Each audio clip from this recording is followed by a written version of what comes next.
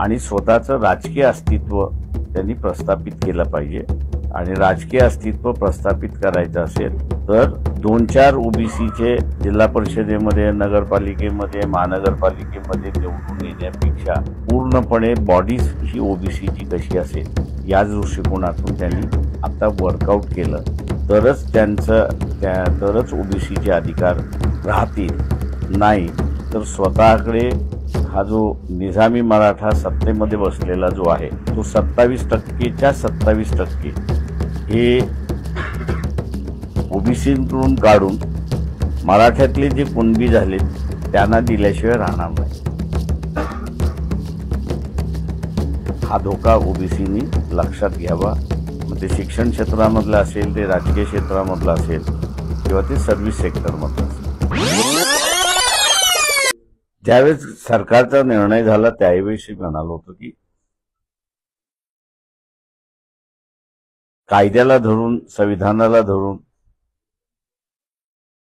शासनाने निर्णय काही घेतलेला नाही।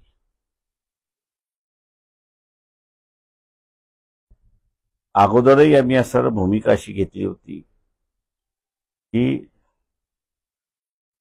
ओबीसीचं आरक्षणाचं ताट हे वेगळं असलं पाहिजे आणि मराठा समाजाचं ही आरक्षणाचं ताट हे वेगळं असलं पाहिजे। या दोघांना एकत्र करता येणार नाही।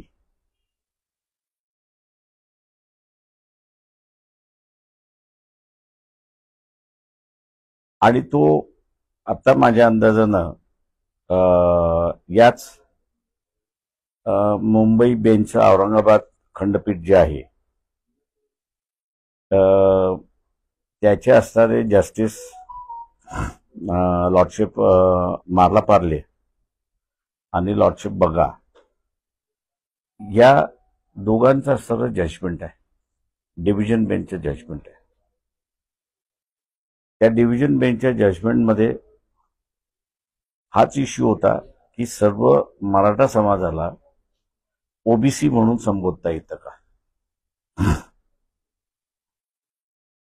तेव्हा निर्णय असा देण्यात आला की सर्व मराठा समाजाला ओबीसी म्हणून संबोधता येत नाही।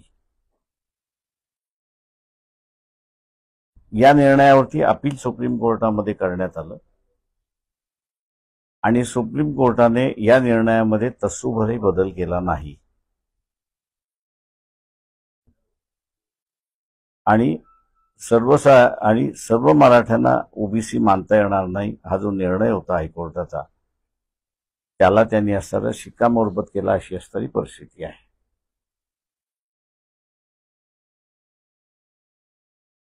माझा इथे असणारा आता नाही मागच्या याच्यामध्ये आरोपच होता की इथला असणारा जो निजामी मराठा आहे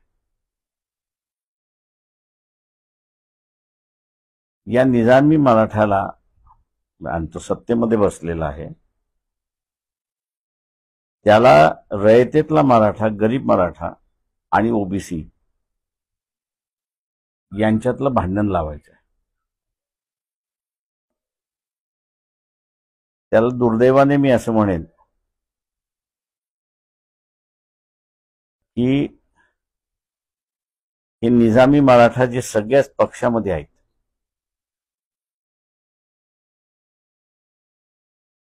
त्यांनी जे मागच्या काही दिवसापूर्वी आंदोलन झालं त्याला पूर्णपणे पाठिंबा देण्यात आला। हे निजामी आमदार आहेत, निजामी खासदार आहेत, त्यांना पक्ष ते विसरतात। आता आपल्याला संधी मिळालेली आहे ओबीसी आणि मराठा समाज याच्यात भांडणं लावण्याची, ती संधी काही ते सोडत नाहीत। आणि दुर्दैवाने आता आपण बघितलं असेल की ओबीसी समाज सुद्धा रस्त्यावरती उतरलेला आहे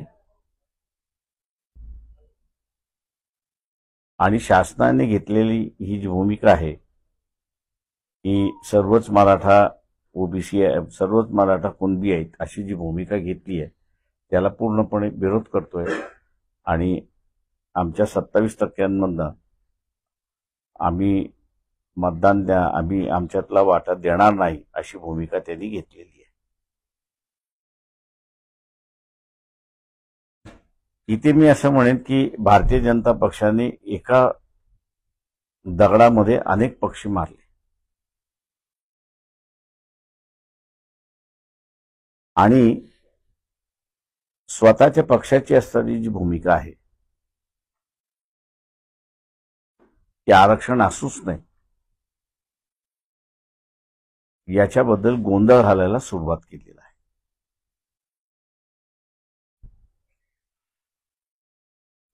ओबीसी समूह म्हणून जो आहे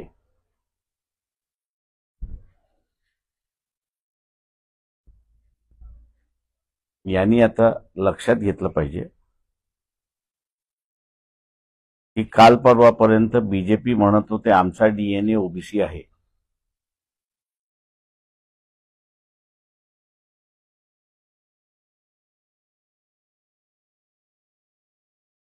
मुळात शत्रू नंबर 1 ओबीसीचं कोण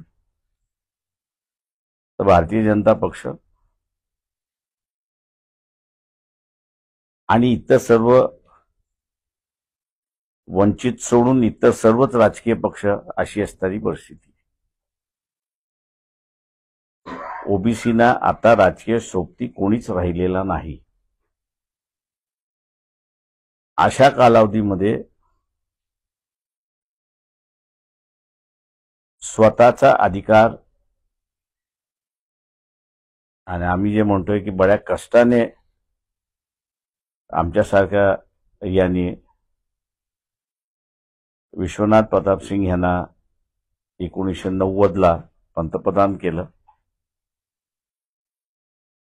आणि मंडल कमिशन लागू केला. ते वाचवणं आता ओबीसींच्या हातामध्ये आहे.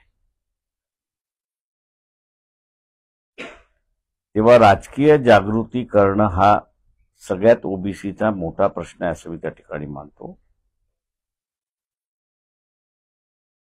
आणि स्वतःचं राजकीय अस्तित्व त्यांनी प्रस्थापित केलं पाहिजे. आणि राजकीय अस्तित्व प्रस्थापित करायचं असेल तर 2-4 ओबीसीचे जिल्हा परिषदेमध्ये, नगरपालिकेमध्ये, महानगरपालिकेमध्ये निवडून येण्यापेक्षा पूर्णपणे बॉडी ही ओबीसीची कशी असेल या दृष्टिकोनातून त्यांनी आता वर्कआउट केलं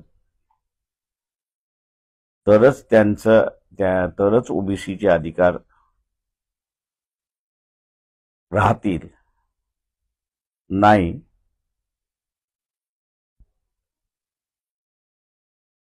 तर स्वतःकडे हा जो निजामी मराठा सत्तेमध्ये बसलेला जो आहे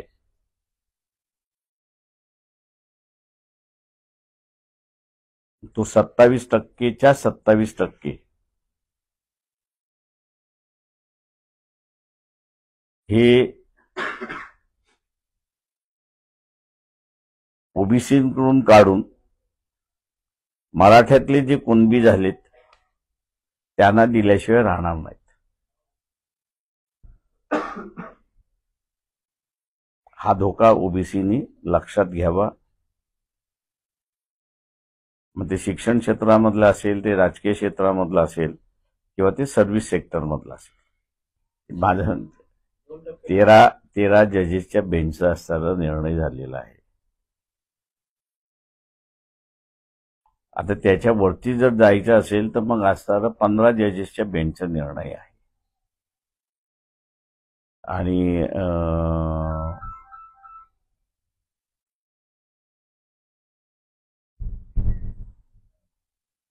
हे निर्णय येण्याच्या अगोदर पार्लमेंटने सुद्धा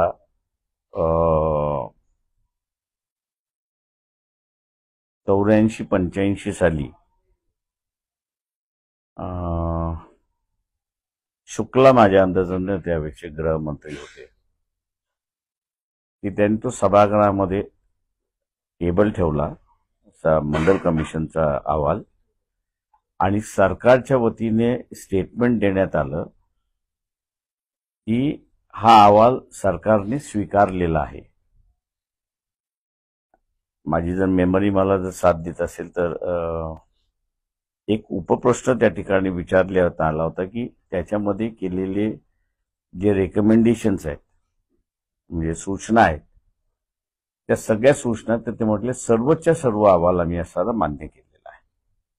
तेव्हा पार्लमेंटने सुद्धा असताना हा अहवाल मंजुरात केलेला आहे. ही वस्तुस्थिती आहे. तेव्हा आता कोण काय नवीन कायद्याचं उलगडा करतोय तो मला वाटतं बघितलं पाहिजे. होय, पूर्णपणे त्याला जागाच राहणार नाही.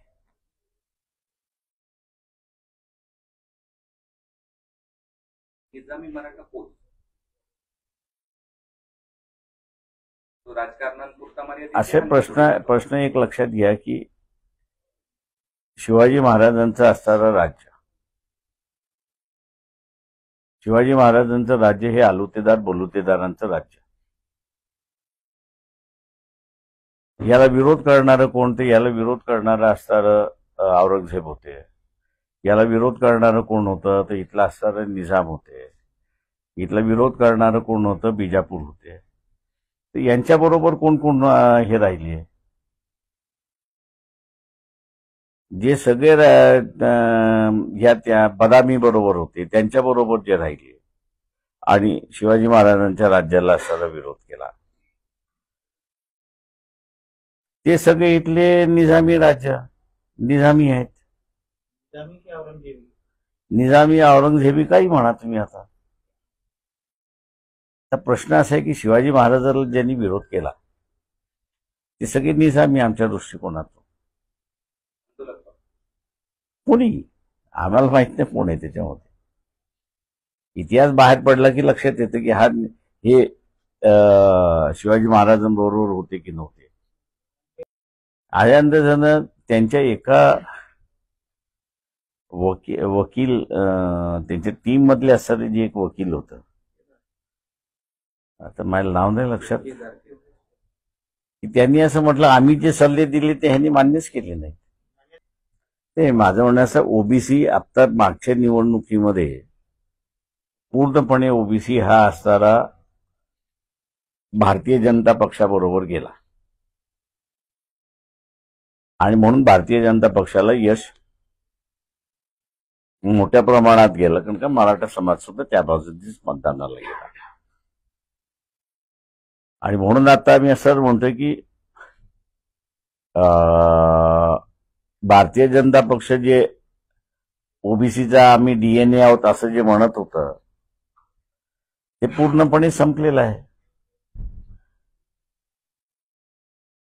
सगळ्यात मोठे विरोधक ओबीसीचे कोण असेल तर मी आता म्हणेन भारतीय जनता पक्ष आहे, त्या ते सत्तेमध्ये आहेत. नाही, मी डीएनए बीएनएचं काही हे करत नाहीये. मी फक्त त्याच्यातलं असणारं की मराठा समाजाला तुम्ही न्याय देऊ शकता का. तर आमचं म्हणणं असं आहे की तुम्ही मराठा समाजाला न्याय देऊ शकता, पण त्यांचं दात तुम्हाला वेगळंच करावं लागेल. एकत्रित अजिबात शक्य नाही. त्यांच्या बाजूनेच निकाल लागलाय सुप्रीम कोर्टापासून खालपर्यंत. आता त्यांनी त्याच्यामध्ये जी घुसखोरी होत चाललेली आहे ती फक्त त्यांनी थांबवावी. मी तुम्हाला जसं सांगितलं की सुप्रीम कोर्टाची भूमिका मी तुम्हाला सांगितलं, त्याच्यातला 13 नंबरचा पॅराग्राफ आहे. मी जर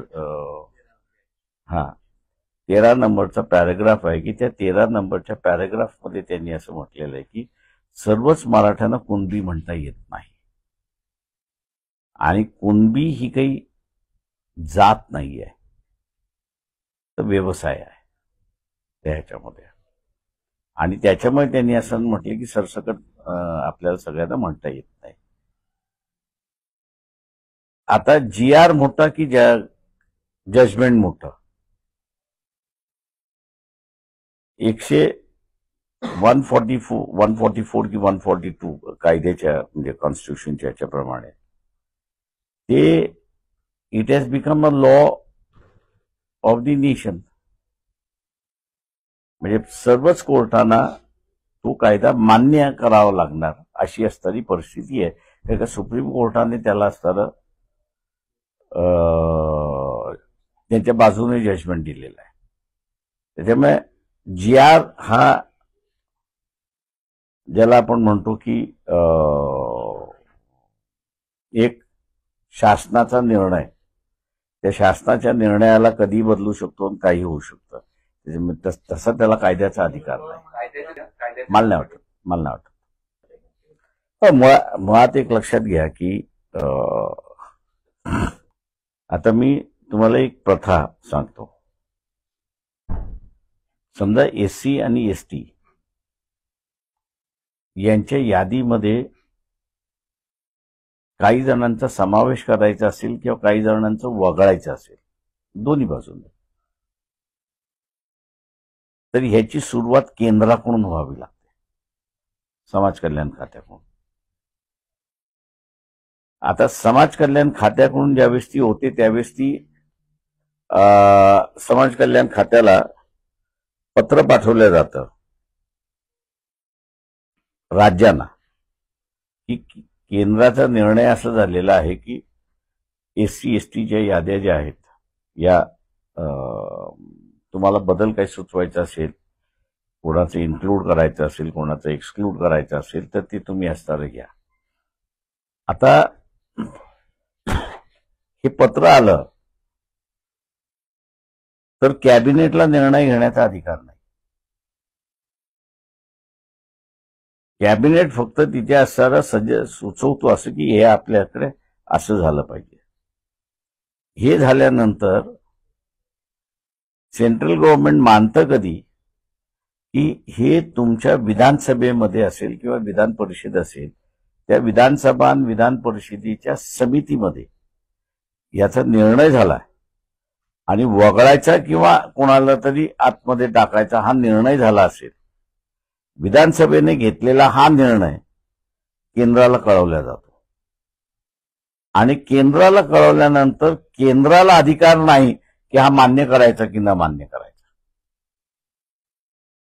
त्याच्यामुळे विधानसभेने एकदा मान्य केला की तो मान्य करावा लागतो, अशी असणारी परिस्थिती आहे. त्याच्यामुळे सिस्टम जी निर्माण केली ती एकाला कोणाला असणारा बॉस केला नाही.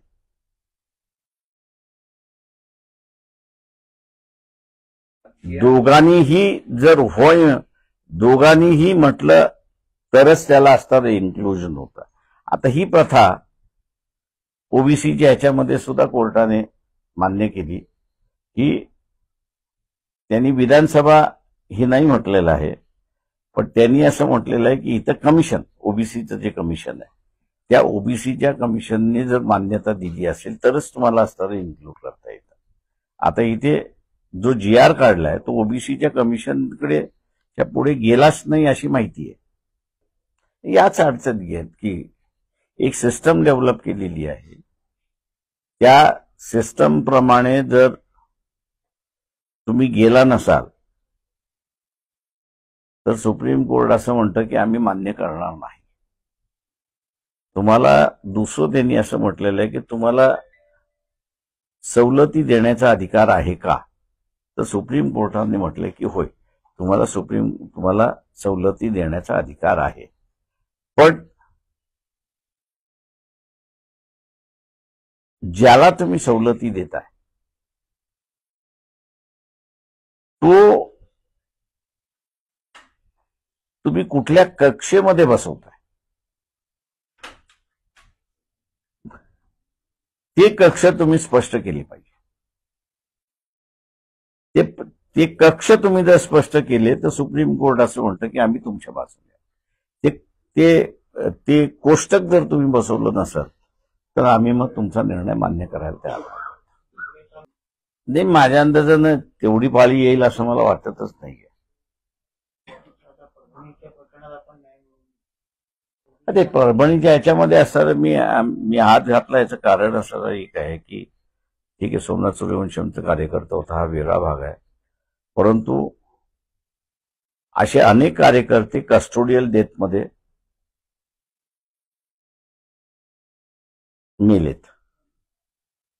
दुर्दैवाने त्यांचं कुटुंब एवढं स्ट्रॉंग राहिलं नाही की जेवढं विजयाबाई स्ट्रॉंग राहिलं तेवढ्या, आणि त्याच्यामुळे पोलिसांच्या दबावाखाली ते सगळं मिटलं गेलं. म्हणजे एक इंडियन हिंदू मध्ये मध्यंतरी माहिती आली होती की मागच्या वर्षी 1430 कस्टोडियल डेथ झाले, त्याच्यापैकी फक्त 3 जणांनाच शेवटच्या याच्यापर्यंत जाता आलं.